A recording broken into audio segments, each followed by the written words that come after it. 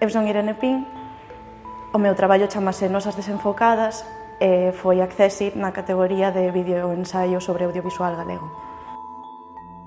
Pois o meu traballo é unha reflexión entre o persoal e o histórico sobre a representación da muller na pantalla e sobre o que supuxo a chegada de creadoras a detrás das cámaras e a modificación de como aparece a muller representada.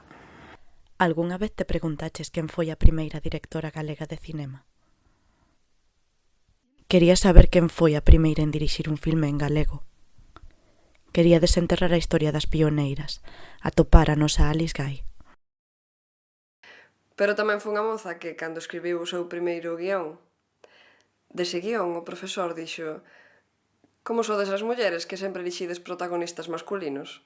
Pois eu creo que os premios Mariluz Morales son algo moi positivo porque, desde a miña perspectiva, que son unha persoa bastante nova, que igual non ten moitos traballos sobre ensaio ou videoensaio, pois son un pouco unha excusa para poñerte a crear e a pensar sobre temática audiovisual, no meu caso en galego.